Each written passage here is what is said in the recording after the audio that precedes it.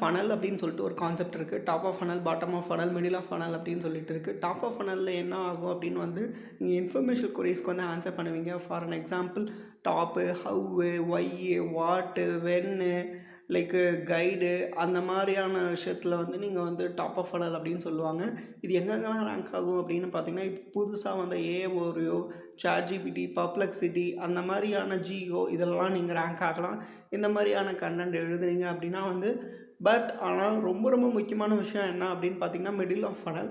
Middle of funnel அப்படிங்கிறது என்ன அப்படின்னா வந்து, ஒரு யூசர்ஸ் வந்து தேடிட்டு இருப்பாங்க. அதுக்கு வந்து நீங்கள் பர்ஃபெக்டான இன்ஃபர்மேஷன் கொடுத்து அவங்கள வந்து சேல்ஸ் ஃபனலுக்குள்ளே இன்டகிரேட் பண்ணுறது வரும் அப்படின்னு பார்த்தீங்கன்னா, பெஸ்ட்டு, டாப்பு, விசஸ்ஸு, கம்பேரிசன், ரிவ்யூஸு, அதுக்கப்புறம் வந்து காம்படேட்டர் விசஸ் அஸ்ஸு அந்த மாதிரியான விஷயங்கள்லாம் வரும். ஆல்டர்னேட்டிவ்ஸு, விஸ்ஸு, அசஸ், அதுக்கப்புறம் வந்து சொல்யூஷன்ஸ் இந்த மாதிரி இதெல்லாம் வந்து மிடில் ஆஃப் த ஃபனல் வரும்.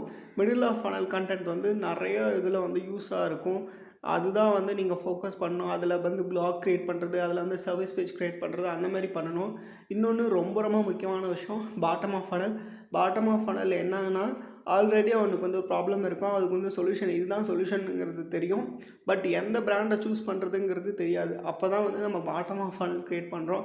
ஃபார் அன் எக்ஸாம்பிள் ஏன் ஒரு கம்பெனி வந்து பெஸ்ட் வெப் டெவலப்மெண்ட் கம்பெனியில் பெஸ்ட்டுன்னு சொல்கிறதுக்கு வந்து உங்கள் பிராண்டை மென்ஷன் பண்ணி மணி பேஜஸாக க்ரியேட் பண்ணணும். அந்த மணி பேஜஸ் எப்படி இருக்கணும்னா, ஸ்பெசிஃபிக் இண்டஸ்ட்ரி சொல்யூஷன்ஸ் தரக்கூடிய பேஜஸாக இருக்கணும்.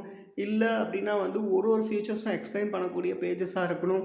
இந்த மாதிரி ஒரு பேஜஸ் வந்து க்ரியேட் பண்ணிங்கன்னா வந்து ஈஸியாக நீங்கள் வந்து ரேங்க் ஆவீங்க. ஒரு சர்வீஸ் பேஜை பொறுத்த வரைக்கும் கண்டிப்பாக அது வந்து பாட்டம் ஆஃப் ஃபனலாக தான் இருக்கணும். பாட்டம் ஆஃப் ஃபனல் மட்டும்தான் உங்களுக்கு வந்து சேல்ஸ் வந்து இன்டகிரேட் பண்ணி கொடுக்கும், நிறைய கொடுக்கும். அதுலேயும் வந்து கன்வர்ஷன் ட்ராக்கிங், கன்வர்ஷன் சம்மந்தப்பட்ட எல்லாமே நீங்கள் ஆட் பண்ணுங்கள். உங்களுக்கு நல்ல ஒரு ரிசல்ட்ஸ் கிடைக்கும். உங்கள் வெப்சைட்டுக்கும் எஸ்இஓ பண்ணி தரணும் அப்படின்னு சொல்லி ஆசைப்பட்டீங்கன்னா கண்டிப்பாக என்னை காண்டாக்ட் பண்ணுங்கள். நான் உங்களுக்கு பண்ணி தரேன்.